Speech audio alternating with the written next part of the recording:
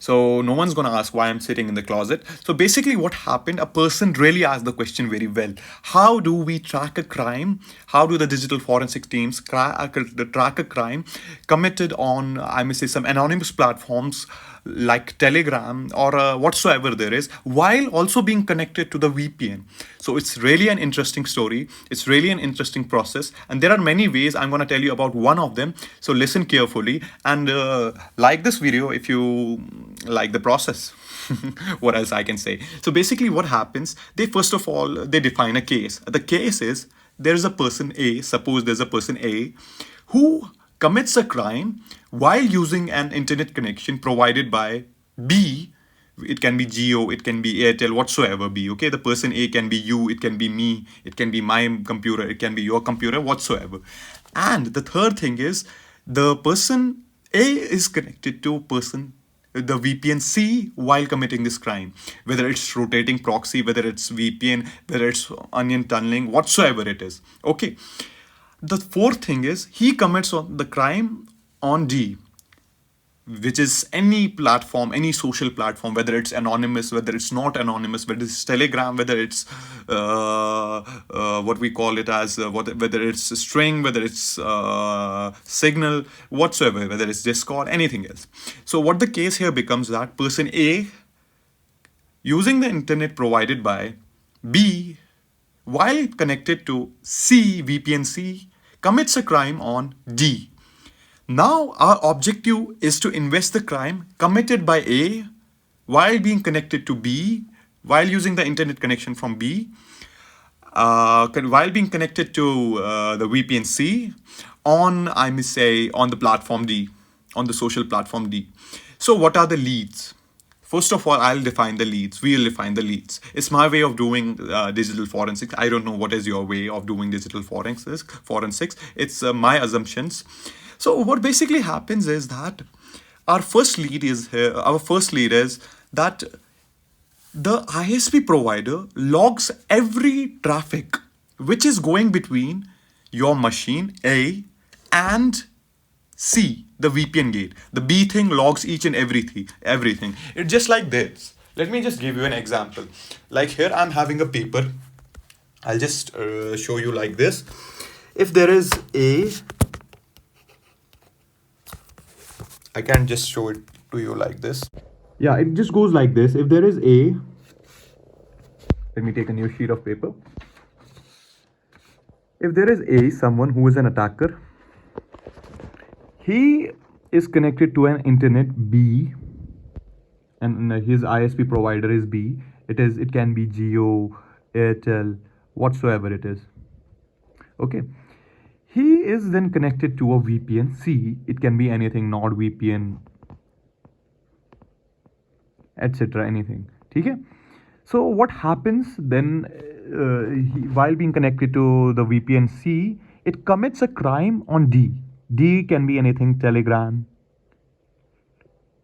or whatsoever it is, any social platform. And A can be your machine, my machine, attacker's machine here, criminal's machine. Okay.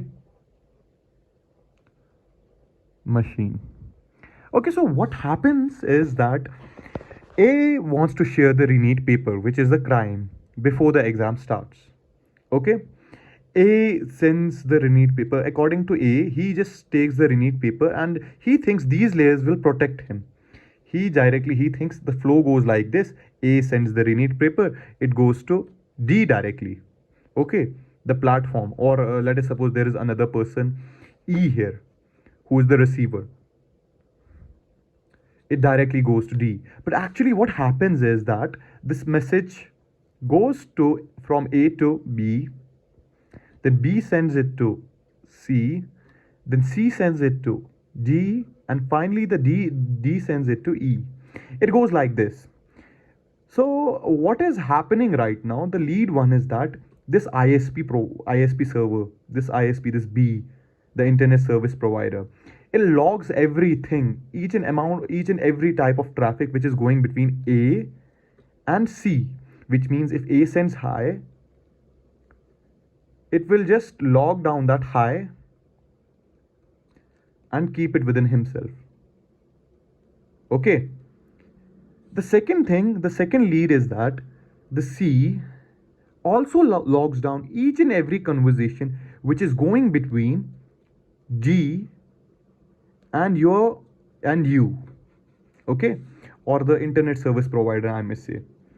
So basically, what is happening here? If you send hi to B will first of all store that hi with him, and then what will happen? C will also store that hi with him, okay, or whatsoever conversation is going between D and C, or D and B, or D and A.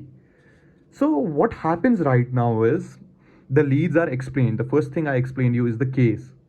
What is the case? We have to track down the person. It's done. Then the second thing is, what is the, I may say, what are the leads? The leads I explained you perfectly. Then there's the third thing, I may say the pipeline thing, or I may say the flow thing. I call it as a flow. I don't know what you people call it or what the proper definition is. The flow is like this: from your machine,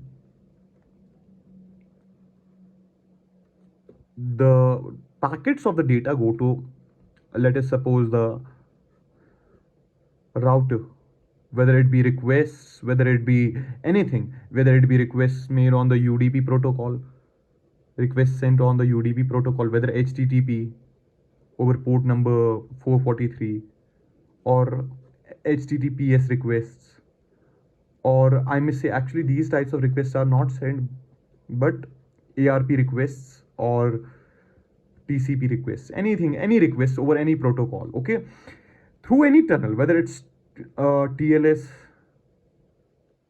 or SSL, secure shell, or SSL plus, okay. So the flow goes like your machine sends it to the router, this router sends the request to the VPN gateway, and then the VPN gateway sends it to the social platform. I know my handwriting sucks, but you guys need to manage. Okay, then the social platform, what it does, it just sends it to the receiver. The loop here is that both your router, between your router and your VPN provider, there's an ISP provider which controls the flow of the router, that the message, when the messages leave the router, they go through an ISP provider, like it might be Geo, it might be Airtel, it might be Vodafone, it might be BSNL, or it might be Google, whatever it is. And by Google, I don't mean the Google services. Google also provides ISP, internet services, in the US, maybe, like the Google Air Fibers, offering a high speed of 8 gigabits per second, which is estimatedly exactly 1 gigabyte per second. Okay, so let's leave it for a while, and we will discuss this somewhere else in some any other video. So right here, what we see in the flow is that when you send a request, when you, for example, share a hi message over, let it go through any protocol, whether it's UDP or any other protocol, it goes to the router. Here, nothing is logged, but then it goes from the router to the ISP provider, through the ISP provider to the VPN gateway, and here the ISP provider logs the first thing, hi. Then here, the second thing, the VPN logs here. Then in the second flow, what happens, the VPN sends the same message hi, which is received from the ISP provider. It sends it to the I may say Telegram or whatever social platform it is. So here another fault is here, that the Telegram, the VPN provider, also logs everything.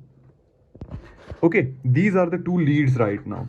Then the third is then the algorithm. What algorithm we are gonna follow to just overcome this problem? Okay, what algorithm are we gonna follow to just I'm sorry for scratching my balls like this. So what algorithm we are gonna follow to just get a to just know about it, to just investigate this crime? We contact the ISP first of all to get the logs of whatever has been communicated between this machine and you, okay, and this machine and the ISP and the VPN. So let us suppose it is something encrypted. It's something hashed, like you sent a hi message. It was already just hashed by your machine according to the VPN protocols. Let us suppose if you sent hi, it was hashed as at the rate of 1615 ABC. Okay, then what happens? This message is stored 16 at the rate of 1615 ABC with the ISP provider. Next, what happens? Next lead is that the VPN also logs everything. VPN, what VPN logs is the communications which are coming from the packets which are coming from the ISP or going to the ISP, or coming from or going to the social platform, or coming from the social platform. It logs each and everything. And these messages, which was right here, like at the rate of 1615 ABC, these messages might be decoded here, or these messages mostly are decoded here. Like it was 1615 at the rate of 1615 ABC. It would be decoded here like whatever it is. Like for example, you wanted to send hi, it would be decoded as 3696969 and 67. Okay, it would be, for example, decoded like this. But why would be it decoded like this? Because the social platform that you are using, let us suppose Telegram, because Telegram already wants hash data. You get my point? Telegram already wants hash data, which means that when you sent a hi, it was first hashed by Telegram drivers or whatever Telegram has installed in your device. Then it was hashed by the VPN. Okay, these two things were hashed. These two people just hash the data. Right here we get that the VPN just unhashed the data right here. It just decoded the data right here. And this data, the decoded one, and this data, the hashed one, both are just logged by the VPN. Okay, so now what happens? Now here the Telegram internally dehashes, or whatever we call it, as decrypts the data itself. 6969, it just encrypts the data itself, and then the message special key is it does not actually decrypt the data itself. It just sends over the data to the other person who has the access to the key of this hash, and using that key only the person can decode the data. Right here you might see in the algorithm there are a lot of flaws, and it really feels impossible because first of all it's hashed by the VPN and then it's hashed by Telegram.